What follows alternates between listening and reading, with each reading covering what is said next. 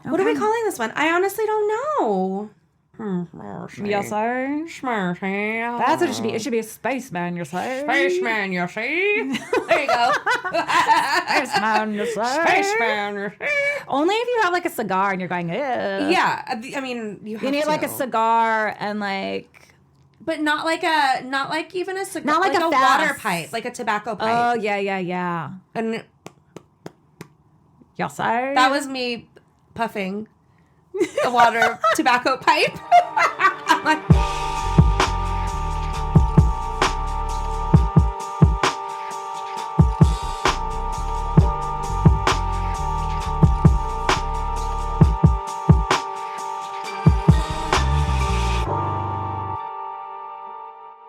I take a sip of my sparkly water before we jump in. I have nothing, and I don't need anything.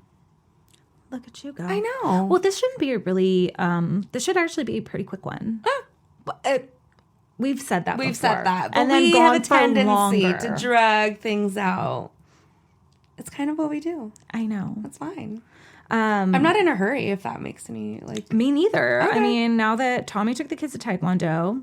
And now that my kids are over a mile away from me, I'm set. Yeah. Aldridge is at home. Whatever. Yeah. So, I mean, do we have anything going on? I mean, I guess we don't have anything going on, but how was your week? I guess it's only Tuesday. It is only Tuesday. We did hang out this weekend. We did. Well, I was going to say multiple times, but yeah, just once. But we saw each other. But, yeah.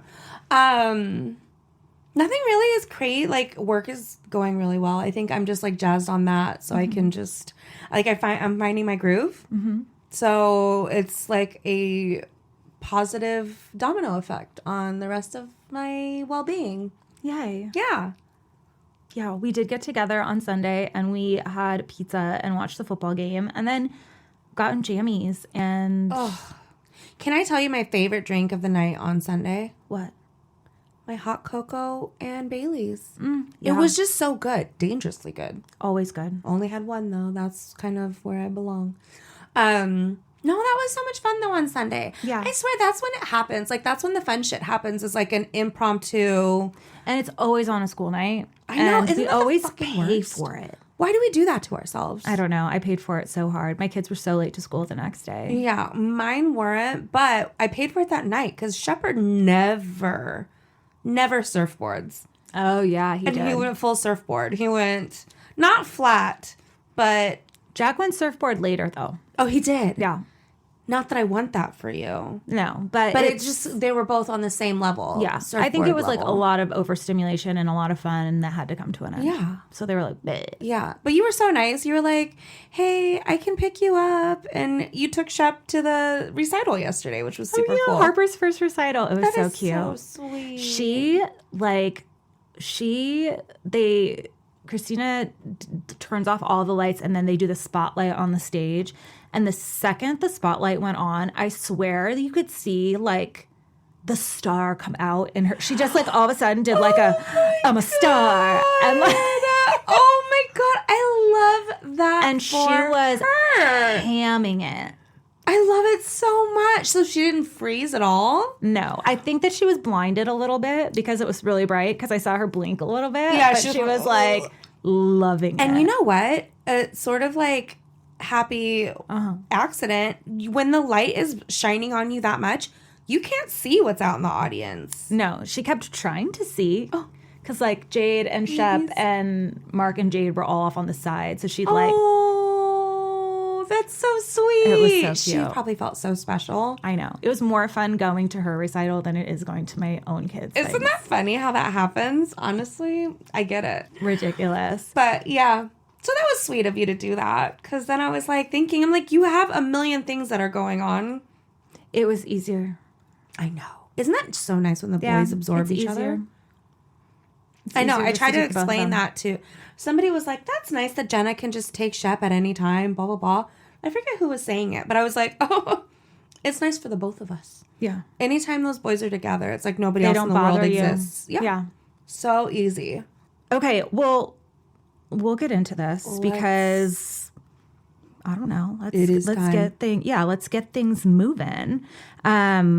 So I want to preface this episode by saying that this case, and I say case like very loosely, okay, isn't as true crimey as we're used to. Oh, okay. But it's still pretty wild. Okay.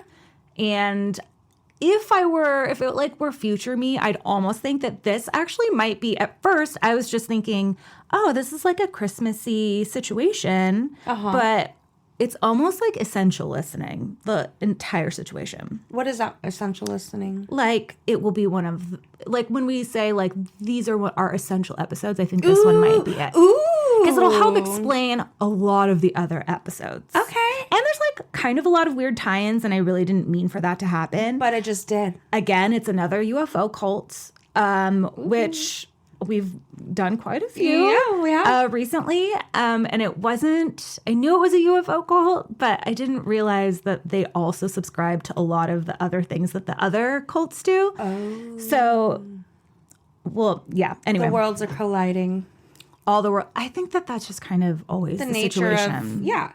So, on Christmas Eve, 1954, about a dozen men and women gathered outside Dorothy Martin's suburban home in Oak Park, Illinois, to sing Christmas carols and await the rescue from an alien species called the Guardians. Oh, await the rescue. I was like, yes. Oh, this is not. Oh, okay.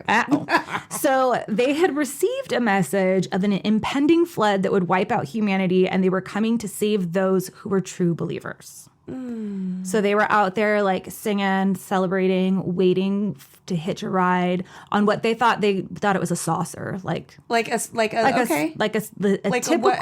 UFO looks like what you would to think. Most. Yeah. Okay. So the funny thing is that Christmas Eve 1954 isn't the only time they waited for the saucer. Oh, this isn't the first letdown. No. Okay. It would be the fourth letdown. Ooh. Okay. And not all in the group were true believers, because a group of scientists had infiltrated the group. And what came of their time with them proved to be a groundbreaking theory in psychology that it can explain, like, basically, like, everything from the way that people can love animals and also eat meat to people who believe in QAnon. Oh. So it's like a big thing. Yeah. Yeah. So wait, these are just like some scientists who are like under the radar with them. They're acting as if they are one with them. Correct. And instead gathering information. Mm-hmm. That is some like, is that espionage? Is that the right word? Is it ethical? No. Who cares? I don't care. But no, like, is that like, that's like that undercover, like, kinda secret? Yeah, it's like undercover. I bet you it was really fun for them. Oh my God, of course. Or I wonder if like one got attached and they were like, oh no. Have you watched, you haven't watched A Man on the Inside yet? No. With like Ted where Danson. they're so close to the sun where they start believing? No, like Ted Danson, he like goes undercover in an old, like in a retirement community to find a jewel thief, but then he starts like really liking everybody. No! Oh my gosh. That's kind of what it's giving me. Like you didn't know you were about to get entangled and then you do? Yeah. Yeah. He's like, everyone here is so nice. No one could have stolen this necklace. That's probably, maybe they were like, this person is so nice. I can't really believe old this, people. right? Well, in the show, yes. This is, I don't think these people are all old people. I think that there's a mix. So Dorothy Martin, she was the leader of this group, and she was a 54-year-old suburban housewife living in the outskirts of Chicago. She and her husband were like in a bit of a rut, and she was feeling pretty invisible despite her efforts to remain upstanding in the community. So she's like typical 50s housewife, very June Cleavery. When she was younger, she lived in New York, and she had a taste of the bohemian. Did you know that tonight? Sorry, this is. Oh. This isn't. You actually... gasped. It was an audible gasp. It was an audible gasp that you must share. So I'm reading my notes on my phone, and I got a notification saying that that What We Do in the Shadows is on. It's the series finale tonight. No, like they're done. They're done. Oh shit! Okay. I know. I'm so sad. I don't know what I'm going to do without new episodes of Shadows. Anyway, so as I was saying, back to the story. When she was younger, she lived in New York. She had a taste of this like more bohemian lifestyle. She threw herself into theosophy, which we've mentioned lots of times, the Madame Blavatsky situation. The I Am movement, which is like you are like, it's kind of similar to the to what Jay-Z Knight was doing. Okay. Like God is inside of you. You like the highest form of yourself is God. Okay. And Dianetics, which is what became Scientology. Oh. So she was really into all of that. She just really loved to soak in as much New Age theory as she could. Side note, not related. Related, I guess. Did you see that there is a Real Housewife of New York who is a Scientologist? No. I think her name's Rebecca. I might have made that name up. But she's a newbie. Just saying. Throwing it out there. I'm like, this is interesting. I like to see where they go with her religion. And like, I know there's a lot of questions. And I know that they're going to plant them. So can they do that though? Or will Scientology just... Probably pull a plug somewhere. Pull some underground plug. Yeah. Oh, cancel her. Yeah. I don't watch a lot of Housewives, but I would be interested to see where that goes. I'll let you know if anything continues to unfold. Yeah, if it gets a little culty, you let your girl know. You know that's right. So at some point, and I couldn't find a hard date on when this happens, her father passes away. And she's obviously devastated. But afterwards, one day, sometime after, again, no date, she starts to get this tingly sensation in her arm. And she said, quote, I felt a kind of tingling or numbness in my arm, and my whole arm felt warm right up to the shoulder. Without knowing why, I picked up a pencil and a pad that were laying on the table near my bed. My hand began to write in another handwriting. I looked at the handwriting, and it was strangely familiar, but I knew it not as my own. I realized that somebody else was using my hand. That's so crazy. And it's what is called automatic writing, when you use your body to kind of like channel. They've done it in oh my god, what was that show? I mean, I've seen where people where they like speak through you, or So she believed that the message was from her father, and the message was like something super simple, that it was like plant lilies in the garden this spring. Oh. And so she goes and she tells her mother, who thinks that she's like lost it, but also thinks that for some reason this is like a really mean prank, which I don't understand why you think your daughter would. Why would your daughter do something like that to you? You must think the world of your daughter. So, but Dorothy doesn't let this deter her. So she starts to practice automatic writing regularly, at first receiving messages from her father, who she believed was residing in the astral plane.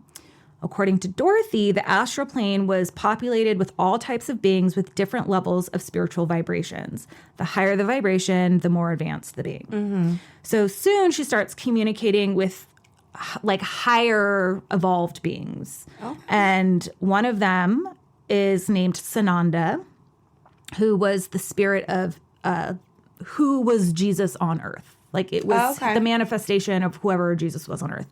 And the other two, or there was two more, I think, that were called the Guardians. And they were currently living on a planet called Clarion and Sirius. And they were her main allies in the astral plane. Oh. So she's just like, oh, no, I'm talking to these aliens. And they're just they're like really high arm. beings. Which actually reminds me of an episode of The Twilight Zone, which I wonder if it was like loosely based off of. Well, if like maybe that's where she got the idea from. When did The Twilight Zone come out? I mean, I know that they've I believe had episodes over years and years and years. You know what? I could get out my book that is like literally right there, but we would be here for way too long. Okay. But I do believe it might have predated The Twilight Zone. So she was like, hold on, that's interesting. Wait, no, I think that like maybe this is where they got the idea from for The Twilight Zone. Oh. It'd be interesting to, I mean, I don't know. Rod Serling's dead. Anyway, so she tells her husband about the conversations with the Guardians, and he also was like, "Whoa, bitch! What are you?" Yes, but back then, you know how like I don't think like husbands were really concerned with like their wives like what they thought. I think he just was like, "Yeah, okay, honey, just keep cleaning." Yeah. Just keep cleaning and do the right thing. Just keep putting dinner on the table. Yeah, so I think he was like, "Sure, I'll let you believe as long as all my shit's done." Yeah. So, she can tell that he doesn't really support her. And I think that she really needed to feel validated and feel seen. Well, yeah. So she starts going to UFO club meetings, which I guess this was the thing. They were like UFO clubs because this is like a little bit after the Roswell incident, which was 47. So it's a little bit after that, and people had been like, so there's people still were an exciting buzz about it. Yeah, there's an exciting buzz around it. There's a lot of like people who are writing like a lot of like alien science fiction, like War of the Worlds, like all of this fervor over spaceships and flying saucers and blah, blah, blah, blah, blah. So she goes to these UFO clubs and she would just casually mention her communications with the Guardians, and she would find a much more receptive audience. Oh, absolutely. They're already drinking the juice. So they were like, yeah, sure, okay. And that it probably gave her a lot of validation. Good. Yeah. Especially because she wasn't getting any of that validation at home. No. Like, in any way. So, to feel heard is so powerful in itself. Mm-hmm. So, I hate when I do that. Mm-hmm. What? I don't notice it. I notice it when I record. Stop. It's usually because I've just taken a drink and I'm, like, trying to swallow and also be affirmative. But when it after comes... But it sounds like, mm-hmm. Oh. I think it's because I see you and I talk to you that I don't notice it. I know. It's only when I'm listening and I'm like, ew. Whoa. So one of these UFO meetings, she meets Dr. Charles Lawhead and his wife Lillian. And the couple used to be Christian missionaries and were disillusioned by the church. And they had their own set of unique beliefs that were a combination of Christianity, Scientology, atomic age sci-fi, and theosophy, which Dorothy could get down on. Yeah. And so despite living in Illinois and the Lawheads in Michigan, they kept in touch and would regularly visit each other. So in the fall of 1954, so this is also crazy to me, that she only tells of this, she only like plants the seed in the fall. And by Christmas, it's like a full-blown thing. Really? So in the fall of 1954, Dorothy reached out to the Lawheads and told them that she got an emergency message from Clarion. The Guardian said that on December 21st, 1954, an earthquake and flood would wipe out most of life in the U.S., and they were going to send a spacecraft to rescue a few true believers from Earth on December 17th at 4 p.m. The flood. This is actually really interesting. Don't tell me something flooded. No. Okay. The flood was going to be because Lemuria, a.k.a. Mu. Yes. If you listened to the Jay-Z Night episode last week, that played a huge role. So the flood was going to be because Lemuria, or Mu, would emerge from the oceans, causing a huge earthquake. Like water displacement, essentially. Yeah, water displacement. And it would be like, I don't know. The fuck? Yeah. Okay. And I was like, what the fuck? But then I realized that if they're all stealing from Theosophy and Madame or like Helena Blavatsky, then that's where like Lemuria and Mu and all that came from. So I just thought that was really interesting. That is wild. Also, I thought Jack really wants a Squishmallow, and I didn't realize how bad he wanted one, and now everything's sold out. But I was at Target and I saw a lemur and I was like, is this a sign that I needed to buy a lemur Squishmallow? Yes. Why is it still on the shelf? I know. But you know what? His eyes were really buggy and I was like, he might be freaked out. Oh, you can't just wake up to buggy-eyed Also, Lemuria. like, he's never like a big thing of like, not a big fan of lemurs, but now I am a big fan of lemurs. You're like, am I like, projecting my lemurage? Am I projecting my love for lemurs? Seriously. So Dr. Lawhead could not be more excited about this prophecy. He starts rambling about it at Michigan State, where he is a staff physician, which ultimately leads to his firing because I was just gonna say, you can't just unleash your crazy out. No. He, I guess, was teaching his doomsday beliefs, and then he was really upsetting the students. So they were like, you gotta go. Yeah. No, you can't just unleash your crazy like that. You have to be like more picky with who you share.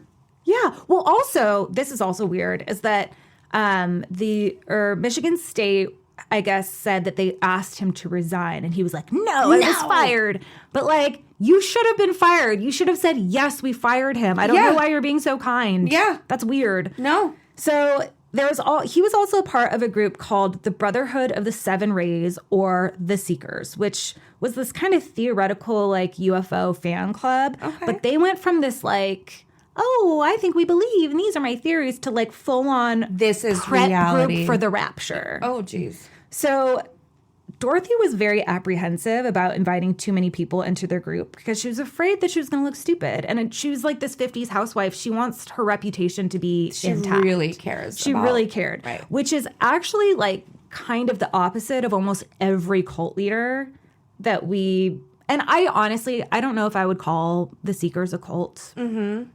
Who knows? They don't really follow the same criteria. They don't have the criteria for a cult that I think would qualify them as one. Okay. They just are a group with kind of wacky beliefs. Mm-hmm. But so she's apprehensive. She doesn't want to bring too many people into it. But like Lawhead could not contain his excitement. He's just so excited. So word gets out. Yeah. And he's like a loose cannon. He is. I mean, if he's willing to get fired over it, I mean, not willing, but if he's getting fired over it, he's not being quiet. He's honestly, he's like, I feel like he's getting fired and being like, that's fine if this is what it's going to take for people. You know what I mean? Like, I think he's like, it doesn't matter because you're all going to die anyway. It doesn't matter because I'm going to take off on this saucer. Yeah. So at the same time, there was researchers at the University of Michigan, led by Leon Festinger, who were studying the effects of prophecy disconfirmation on groups of believers. So they see this article in the paper that's titled, quote, "Prophecy from Planet, Clarion Call to City, Flee That Flood. It'll swamp us on December 21st. Oh my God. Wow. What a headline. What a headline. Flee that flood. I'm so curious about how it looked in the paper. Uh-huh. Because reading it does not sound like a catchy headline. No. It was twisty. No. So they see this as a perfect opportunity to observe firsthand the fallout of a failed prophecy. What they develop from this research is known as cognitive dissonance. Okay. Have you heard of cognitive dissonance? So it's the mental disturbance that happens when people's beliefs, attitudes, and behaviors contradict reality. Yes. And so the brain wants to ease the discomfort. And so there's a couple ways in which people tend to ease that discomfort. Uh-huh. It's you ignore it. Okay. You change your belief, or you justify and bring in new information to steady the belief and ignore reality. Oh, geez. And 9 times out of 10, that's what people will choose the latter because they would rather have the discomfort than do the hard work of changing this belief. Yeah. And it's not something that like you can do, like you can really make a conscious decision to do. It's just like your body's reaction. I've heard it so many times, cognitive dissonance. I wonder if I heard it in therapy. You might have heard it a lot. Or even just like through the tiki-talkies. After the 2020 election, when people still believed that the election was stolen, a lot of people started talking about cognitive dissonance. Okay. And that's where I had heard it, and in relation to QAnon, because I think that they use a lot, because now I don't think Q does drops anymore, and so people are trying to like figure out where to go from there. And instead of like kind of coming to terms and being like, oh, this was a hoax, a lot of people are like, no, let me double down. Double down is like the first possibly is your knee-jerk response. Right. There has to be other information. There has to be a why as to why this is, why we're not getting drops. Yeah. You know what's really funny? Making it juicier. Is that I kind of think that this is the perfect time. I mean, obviously it takes place on Christmas Eve, so there is a nice Christmassy nugget. But then also I was thinking about this because I was like trying to figure out a way, because it can be kind of confusing. And I was trying to figure out a way to like explain it. And I kept thinking of the Santa Claus. You know, in the Santa Claus with Tim Allen. With Tim Allen, where he like gets where Santa he Claus becomes overnight. Santa Claus. But remember, even the next day, he's like, no, this isn't true because like I don't, like, these jammies are from, I don't know where they're from. Right. Or, you know, Judy was the lady at the restaurant. Like, your brain is always going to try to find a way to rationalize. To make sense of it all. Even if, you know, the reality is you are Santa Claus. Right. Way to tie it in. Way to tie it in. I do love. So, you know what? We've been rewatching. Jack loves the Santa Claus. Tim Allen is such a fucking asshole in that movie. And then, like, the more they go on, the more I'm like, I fucking hate this movie. Literally, do you realize, like, how many movies during that time frame were based around dickhead dads? Yeah, he's such a dick to his kid. Dickhead dads and families divorcing. Yeah. It was as a trend for a lot of movies in that time. What was it, early 90s? No, it was like mid to late 90s. Oh, that time. But it was like slobby husband era. Yeah. Of sitcoms. Oh, yeah. Where he was like, yeah, like a shit dad. The worst. So anyway, the scientists, led by Leon Festinger, they traveled to Oak Park to infiltrate the group of followers that was beginning to grow around Dorothy. She was skeptical to let in, like, all of these new followers, but she also believed that any new follower could be a spaceman in disguise. And I say spaceman because that's the language they used. Okay. I don't know why we're gendering these beings. Why they could be space individuals. Space entities. Space entities? Are we back to the entities? We are entity. So on December 17th, 1954, the first rapture date approaches. Lawhead, his wife, and kids all make the trip to Oak Park and gather with Dorothy and fellow believers in her backyard to await the spaceship to prepare. I can't talk. And to prepare, they remove all metal on their clothing to help them safely board the saucer. That's just so I understand. They've brought their children into it. Does Dorothy, is she without child? I actually don't know. I can find that. Okay. I do. Wait, where was I? Just because I'm trying to like. I don't think that she does have kids. Okay. All right. Well, she got a lot of time on her hands to be talking to Clarion. I mean, I think that's why. Maybe. So, but the Lawheads bring their kids, and I guess apparently his sister, Lawhead's sister, tried to get him committed because she was like, "You're fucking insane, and you're taking my and he had niece so and his nephew family, or whoever." So his family went ahead, and he caught up with them later because he had to like deal with his sister trying to commit him. Oh, jeez. Which this is like back in the day where everyone's like, "You need to go to a sanitarium." Yeah. Ugh. Yeah. You're hysterical.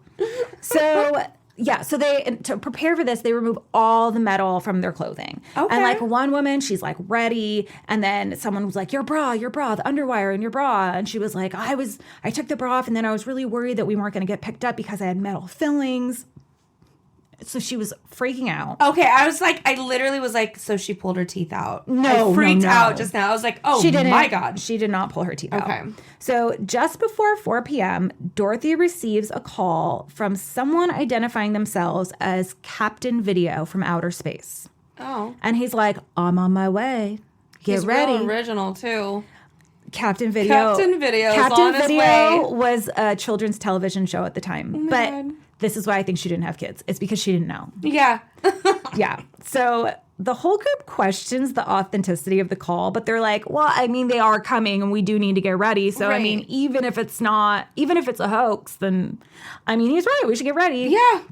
So they go. 4 p.m. passes. Nothing happens. 5:30 rolls around and they're all sitting in silence. Just waiting. No one really wants to discuss what even just happened, but they come to the conclusion. They like chit chat a little bit and they're like, maybe this was just a practice run. There's that cognitive dissonance coming back into play. Exactly. So, and this is a quote from Festinger and from the book that it's from. It said, the spacemen were not testing their faithfulness, but simply unwilling to leave any possibility that their human allies would make a mistake. So in this first instance, this is where they find themselves in that first, find themselves with with that cognitive dissonance. Mm-hmm. And that's where I listed all the things. Anyway, so Dorothy goes inside to think. I think she's like freaking out. Yeah. And then she receives another message. It's going to be 1:30 a.m., not 4 p.m. Did she receive another message, or is she needing to find a way to Band-Aid this for a few hours until she said that she received another message. I believe that, like, I mean, I don't think that she's communing with higher beings. No. But I do believe that she believes she got these messages. Okay. I don't think that she's like, because there's nothing in it for her. She's not even really wanting the attention, not even wanting the followers. They're not doing anything for her or giving her gifts. Yeah. I just think that she really believes that this is happening. Oh, Jesus. So they wait until 3:30 a.m. and nothing happens. So they disperse. Call it a night, guys. Call it a night. We didn't get picked up on the saucer tonight, but better luck tomorrow. Christmas Eve or something, a different day. Well, this is on the 17th. So on December 20th, so they still believe that the cataclysm is coming on December 21st. And the dates between the failed UFO pickup and the actual day of the rapture, they get to work using Dorothy's automatic writing to uncover more information. They're like, we need more information to figure out what went wrong. Right. Bring out your hand. So Bring now, out your arm. Yeah, so now they believe that they're going to be picked up at midnight before the flood. And as they get closer to the pickup time, they, again, start to remove all the metal from their clothing. They, like, get themselves ready. Midnight rolls around. No visitors. Dry as dry can be outside. No 12:05, they're losing hope. But then someone notices the clock inside the house says 11:55. So they're like, we didn't miss it. It's not midnight yet. This clock is like 10 minutes fast. So then that clock strikes midnight and they sit stunned in silence for 4 hours. Are you serious? 4 hours. Like, nobody wants to sit and, like, address the elephant in the room that, like, oh, guys. Yeah. Because nobody wants to be the naysayer, but I think it's still like, sitting there 4 hours later. I think it's later. like, you know, like a freeze, flight, fight situation. So a few people try to, like, grapple with explanations. Dorothy begins to cry. And remember, this isn't that, like, they think that the prophecy isn't real at all. They just think they're not getting picked up. Oh, my God. They're not, they got passed. Yeah, they got passed up. They're like, going to die with humanity because they think that's really happening. Oh, my God. So Dorothy starts automatic writing again to figure out what went wrong. And she receives another message. And it says, good news. And this is a quote. The little group, sitting all night long, had spread so much light that God had saved the world from destruction. So because they were up waiting all night, they're not getting picked up, but they're also not. The whole world is safe. They've saved the world. They've saved the world. Oh my God! So this really excites the group. So they call the newspapers, and I don't know where they got this message, but they start to say, you know, the cataclysm isn't coming, but we're still going to get picked up by a UFO, and that's going to happen Christmas Eve at like 5 or 6 p.m. Oh, jeez. And so their seekers are surrounded by the press, and they're singing their Christmas carols, but they're like not really singing the Christmas carols. They're like yelling them frantically. Like it doesn't feel like a nice. Yeah. It feels like desperate and weird. It's not jolly up in this bitch. No. It's more. It's desperado. It's weird. Yeah. And up to 200 people come to watch because they're like, what the fuck is happening? So like 200 people come onto the suburban street in Oak Park, Illinois. They must have been there for so long. Yes. Police were called to control the mob. Control the crowd. Who is becoming unruly. And they wait for like 20 minutes. And Dorothy's like looking up, begging for the aliens to come take them away. And then nothing happens. So they go inside. I am like feeling bad for her. I feel really bad for her. Yeah. So afterward, Dr. Lawhead gives an interview, and you can tell he's like really grappling with what happened. And I wish there was a recording. I couldn't find a recording, but this is what he says. So I'm just going to like read the two. So, and it says newsman. So like the anchor or reporter. He says, the reporter says, I want to talk to you with reference to this business about, you're calling the paper to say you were going to be picked up at 6:00 this evening. I just wanted to find out exactly what happened. Didn't you say they sent a message that you should be packed and waiting at 6 p.m. Christmas Eve? Lawhead says no. And then the reporter says, no, I'm sorry, sir. Weren't the spacemen supposed to pick you up at 6 p.m.? Lawhead says, well, there was a spaceman in the crowd with a helmet on and a white gown and whatnot. Reporter, there was a spaceman in the crowd? Lawhead, well, it was a little hard to tell, but of course, at the last, when we broke up, there was very evidently a spaceman there because he had his space helmet on and he had a big white gown on. The conversation continues. Then the reporter says, well, I love how through this whole thing, I obviously don't know how the conversation went.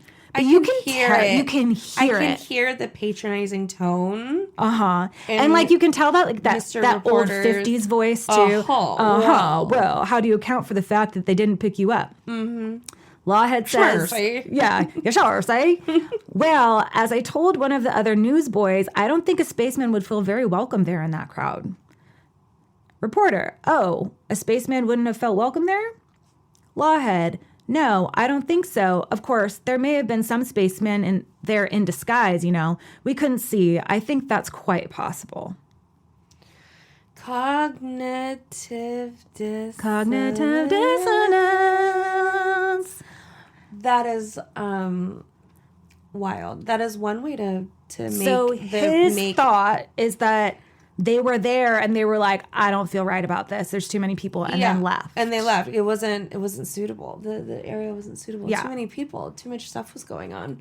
Yeah. So they bailed on them. Yeah. It's just so crazy how far, if people want, and this is just in general, if people want to believe something, they will fucking figure it out.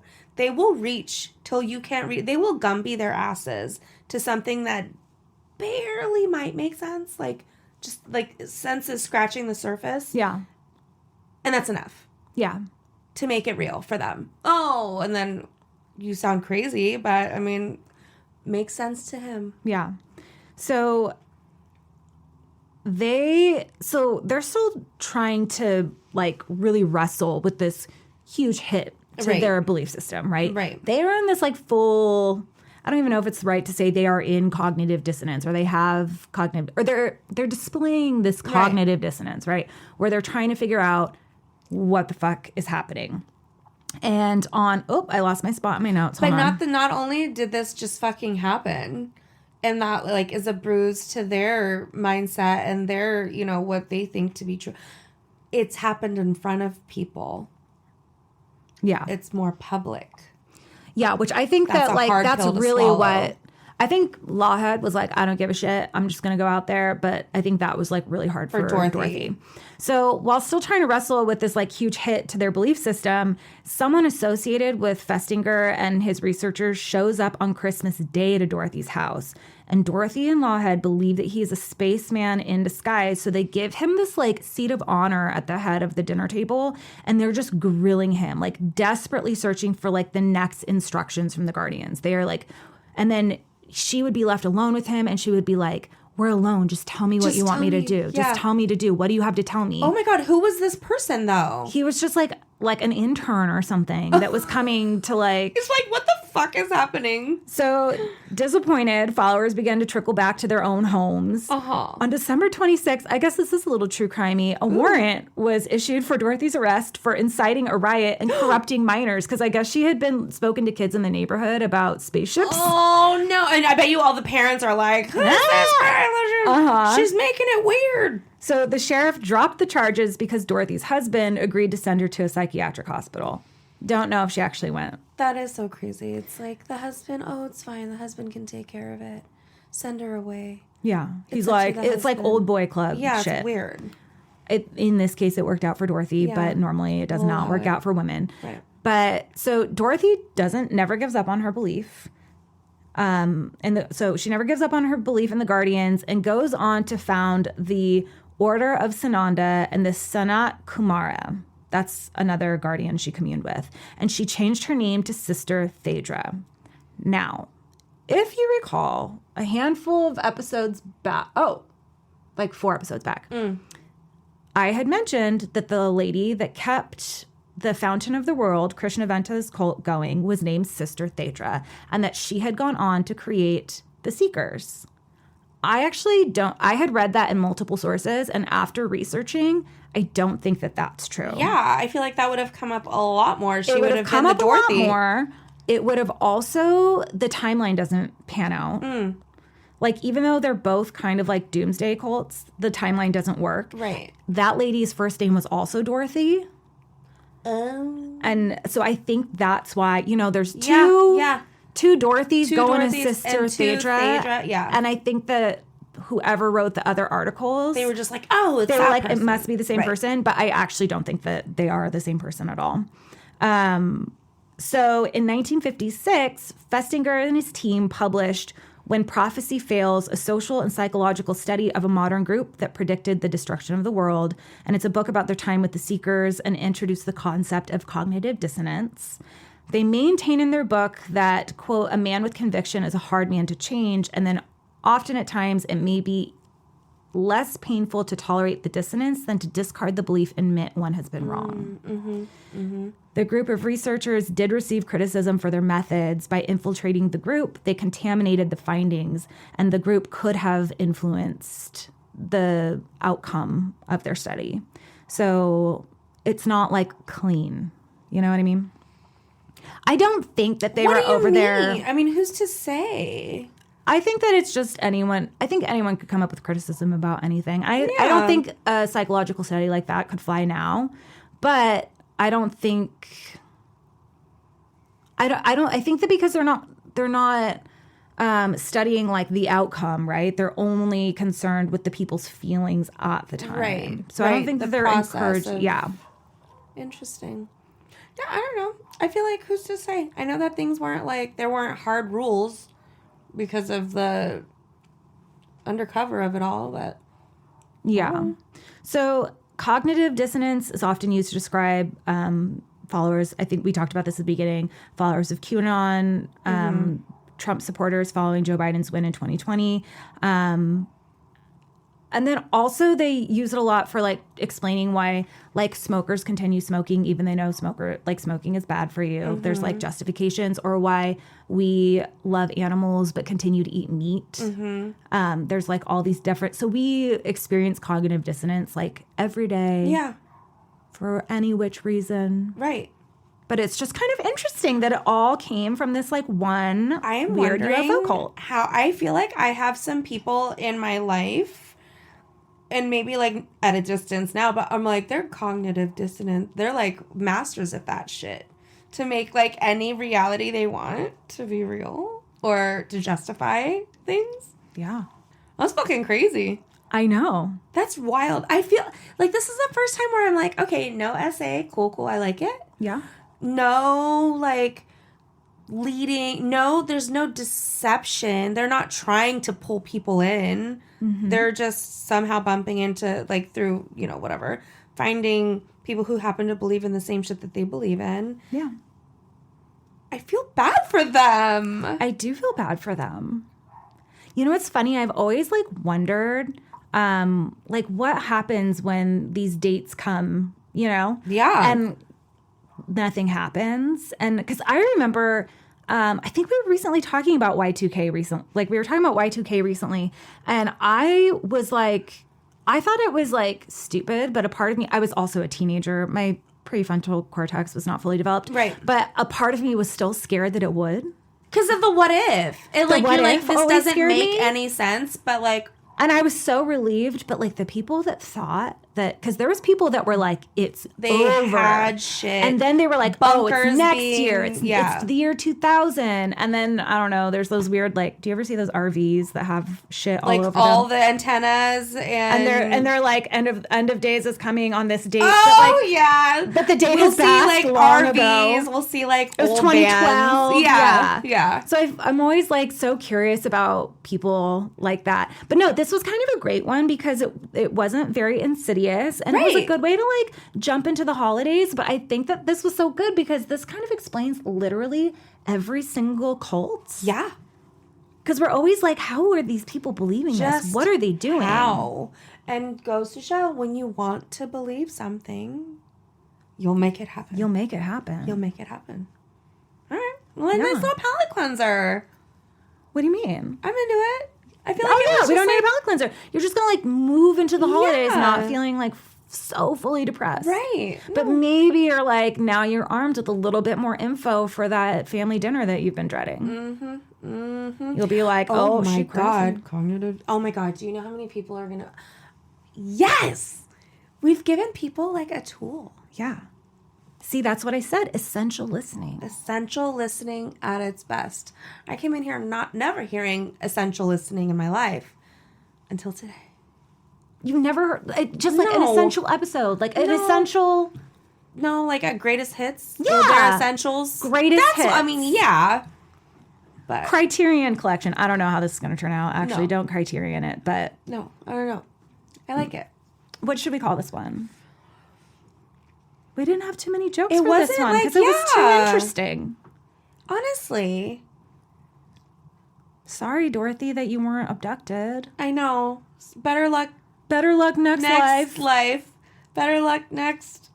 Hope she did pass away in 1992. Oh, she did. So maybe she's on the astral plane. Maybe she's out there. Maybe she's out there automatic writing on someone else's hand. Right. Look, your eyes right now are so intense. That could be it. You're so hoping that's what is happening. Somebody's automatic writing. Yeah. Who is it? Go. One of yous. Go try some automatic writing. Oh, my God. I don't have the gift. Spirit doesn't love me. Spirit loves Jess. Spirit loves me, though. Oh, my God. That's so funny. Something with those researchers. Fucking research spies. Yeah. No, I felt like they were fun. They don't bother me. They don't bother me either. Nothing about this bothers me. No, maybe this episode should just be called, or we could talk, or it could be something about the reporter man who's like, yes, sir. Smirty. That's what it should be. It should be a spaceman, you say. Spaceman, you see? There you go. Spaceman, you say. Spaceman, you see? Only if you have, like, a cigar and you're going, ew. Yeah, I mean, you need like a cigar and, like, but not like even a cigar, not like a water pipe, like a tobacco pipe. Oh yeah. And yes, sir. That was me puffing a water tobacco pipe. I'm like, so good. Yeah, there you go. We'll call it that. That's it. Spaceman, you say? Spaceman, you say? Happy holidays. We are going to take a little break until the new year. We will be rolling out some older episodes, just in case you want something to listen to, something for your ear holes. Yeah. But yeah, we'll be back next year. I don't know. I just imagined people, because I imagined you looping it through GarageBand. I feel like it's going to be a whole totally different experience. Yeah, it'll be fun. Yeah. It'll be a fun time. So stay tuned for some oldies. Have a good holiday, Christmas or Hanukkah, whatever you celebrate. Solstice, Happy New Year. Retrograde. No, Mercury is in station, right? I think it's stationing direct right now. Okay. I think it just came out of retrograde. I don't fucking know. I don't know. I just said it like I knew what I was talking about. Well, I said it earlier. The way you said it earlier, though, was I was like, okay, shit better make sense today. My shit did not work when we first started. It was the opposite. It was the opposite of working. It felt like a Mercury retrograde moment. Absolutely. But I don't think it's retrograding. No. Okay. I could be wrong. Dun, dun, you say? Yeah, you could be wrong. You say you're wrong. You say? All right. Thank you for listening.